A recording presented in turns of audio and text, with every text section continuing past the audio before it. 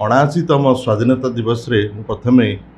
जो महान पुरुष माने देशपाई उत्सर्ग करमको स्वाधीनता आनी आग प्रथम से श्रद्धांजलि और सुसमन जनाऊँ। आम एत वर्ष है स्वाधीनता पाइले आम कौन सतरे स्वाधीनता पाइचे मो मत कहीं लगुनि आम एपर्यंत स्वाधीन होती। देखु आज भी गोटे महिला संध्या बेले राति रास्ता को एका जापरूनी आज भी शिक्षा क्षेत्र में केते पछुआ आम स्कूल कॉलेज देखु आम शिक्षा प्रणाली देखु स्वास्थ्य क्षेत्र देखु सेवा देखु केतेक युवक शह लक्ष लक्ष युवक बेकार हो बस कि सब ये इंजीनियर ग्रेजुएशन कर मास्टर डिग्री कर सरकार का किसी पॉलिसी ना कि सिस्टम ना। तो आम चाहूँ आम आदमी पार्टी तरफ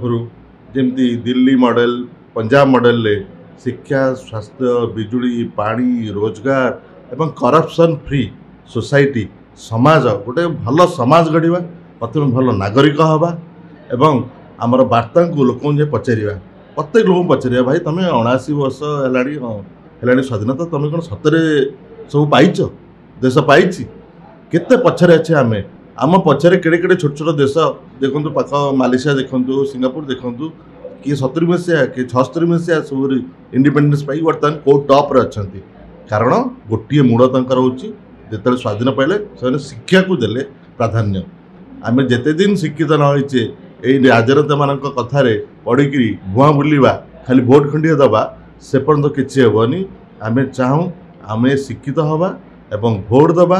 बुझी सुझी भल लोक भल पार्टी देखीदबा आसतु आम आज शपथ करवा आम भल नागरिक हवा भल शिक्षा नवा भल स्वास्थ्य नवा सरकार को डिमांड करवा सरकार को आम चेतई दौचु आज आम जो पार्टी आम आदमी पार्टी एक स्वच्छ निर्मल भावमूर्ति पार्टी जमती दिल्ली पंजाब रे आम अल्प दिन भीतर नेशनल पार्टी होती सेमती ओडिशा रे मध्य विकल्प होइक आसू एवं आपण मानक सहयोग आम चाहूँ भल भल लोक आसतु आम मिशंतु आमको आगे नबारे ओडिशा को एक प्रगतिशील राज्य करी गठन करिया सहायक हंतु। नमस्कार।